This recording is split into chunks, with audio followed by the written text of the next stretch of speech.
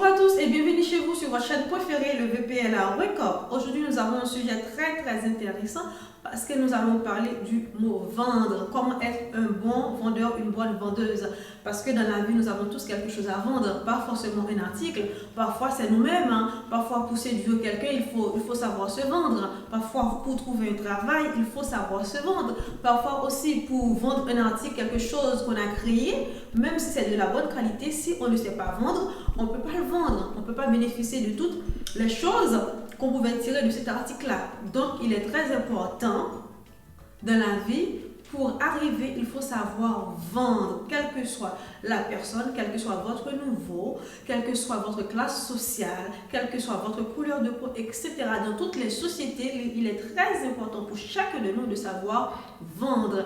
C'est pour ça, ensemble, nous allons voir les qualités d'une bonne vendeuse ou de bon vendeur. Premièrement, avant toute chose, il faut croire. Il faut la motivation, l'ambition d'y arriver. Et oui, si vous allez vendre quelque chose, ou si vous voulez séduire quelqu'un, il faut aller avec de la motivation, avec l'ambition d'y arriver. Si vous pensez déjà que vous n'allez pas arriver, c'est même pas la peine d'aller vendre. Deuxièmement, il faut aimer le contact humain. Et oui, parce que si vous voulez vendre quelque chose, c'est avec quelqu'un d'autre, c'est pas avec un animal, c'est avec une personne. Même si c'est pour un animal, vous allez voir le propriétaire de cet animal-là pour lui proposer par exemple des croquettes pour chat, des croquettes pour chat. Il faut savoir séduire, il faut aimer être en contact avec l'humain pour pouvoir vendre votre article. Troisièmement, il faut croire. Je vous laisse à deviner. Et oui, vous avez trouvé, il faut la détermination et la persévérance. Et oui, il n'y a pas de vente sans la détermination et la persévérance. Parce que si pour un non, vous reculez, vous êtes déjà lassé, non, vous n'allez pas y arriver. Il faut la détermination et la persévérance.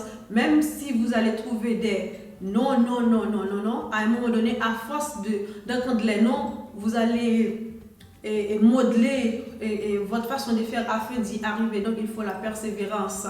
Quatrièmement, il faut être attentif à l'écoute de l'autre, s'intéresser à l'autre. Et oui, si vous voulez vendre quelque chose, il faut écouter l'autre. Qu'est-ce que l'autre il a besoin?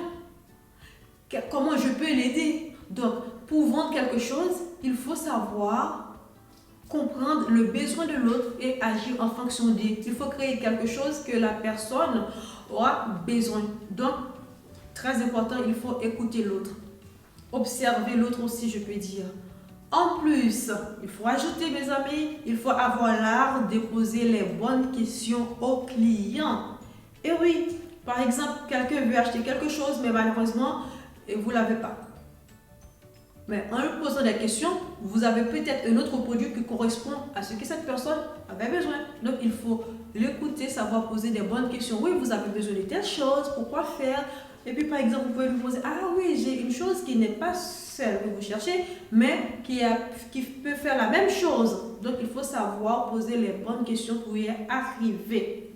Et sixièmement, mes amis, il faut être rapide et flexible tout en respectant l'autre. Vous n'allez pas forcer l'autre à acheter quelque chose si il ne veut pas. Mais il faut être rapide et flexible, c'est-à-dire être un peu élastique. La personne ne peut pas, mais lui proposer quelque chose d'autre qui peut faire la même chose et en plus faire en sorte de conclure la vente rapidement. Ne passe pas le temps.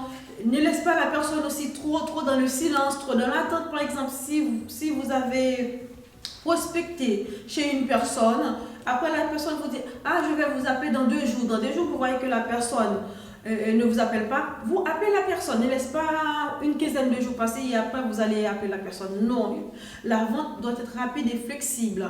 Sincèrement, il faut être pertinent. Si vous vendez quelque chose, il faut expliquer la personne, les qualités de cette chose, pourquoi vous devez acheter cette chose, quels sont les bénéfices que vous allez bénéficier de cette chose. Donc, il faut être pertinent et surtout, il faut connaître et comprendre le mode de fonctionnement de l'article, de l'objet que vous voulez vendre. Par exemple, si vous voulez séduire quelqu'un, il faut dire, voilà, si vous êtes avec moi, vous allez être comme ça, je prends soin de vous, je suis une personne sérieuse, on peut bâtir des objectifs, construire des choses ensemble. Il faut savoir convaincre la personne et pertinent dans ce que vous dites.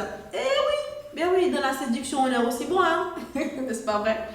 Allez, huitièmement, il faut être quelqu'un très organisé, savoir tenir un agenda et surtout avoir de la rigueur, une méthode. Il faut être, moi je vais dire, il faut être méthodique.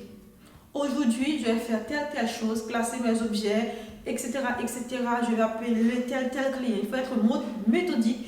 Et en plus, si vous avez rendez-vous avec une personne, l'heure c'est l'heure, après l'heure n'est pas l'heure, avant l'heure n'est pas l'heure. Il faut être méthodique, concret et puis de la rigueur.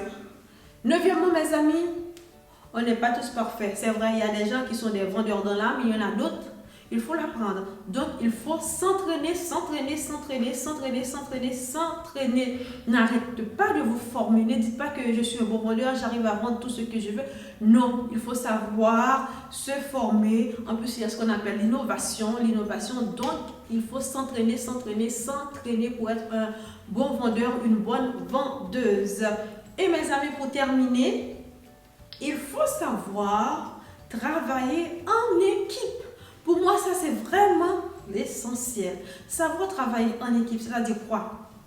Par exemple, je vends quelque chose, et je n'ai pas cette chose, j'appelle directement mon collaborateur ou un vendeur que je sais qui a la même chose pour lui dire que, écoutez, je n'ai pas cette chose-là, mais j'ai une cliente qui a besoin de cette chose-là, est-ce que je peux l'envoyer chez vous? Et comme ça, lui, quand il a quelqu'un qui a besoin de quelque chose dont il n'a pas, il va envoyer cette personne chez vous. Ne va pas entrer simultanément dans la concurrence, c'est mon concurrent, je ne vais pas. Non, quand vous travaillez en collaboration, ça va travailler en équipe, tu as toujours tout.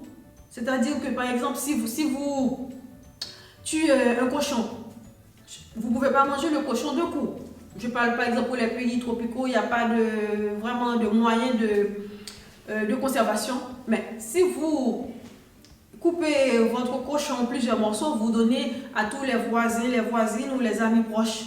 Qu'est-ce qui va arriver? Avec le temps, même si vous avez plus de cochon à manger, plus de la viande de cochon à manger chez vous, mais lorsque votre voisin va tuer lui son cochon ou son bœuf à lui, il va t'envoyer un morceau. Donc vous allez passer tout le mois ou toute l'année à manger de la viande parce que vous n'avez pas mangé tout de suite votre cochon. Vous avez distribué aux autres. Un bien travailler en équipe, pour moi, c'est ça. Donc, cherchez les gens qui vendent la même chose que vous. Cherchez aussi les partenaires et tout. Donc, avec eux, vous allez travailler ensemble. Vous allez vous envoyer la balle et puis voilà. Et ça fait que vous aurez toujours des clients et aussi vous ne connaissez pas ce qu'on appelle saison basse, saison haute parce que vous allez être équilibré. D'accord? Donc, il est important pour nous de vous dire ces choses-là. La motivation, l'ambition d'y arriver, aimer le contact humain, la détermination, la persévérance, être attentif et à l'écoute de l'autre, avoir l'art de s'intéresser à l'autre, c'est-à-dire de se concentrer sur la personne. En plus, être rapide et flexible, être pertinent, être quelqu'un de très organisé, méthodique, s'entraîner et surtout n'oubliez pas de travailler en équipe. C'était tout pour aujourd'hui et je vous souhaite une bonne vente. Merci.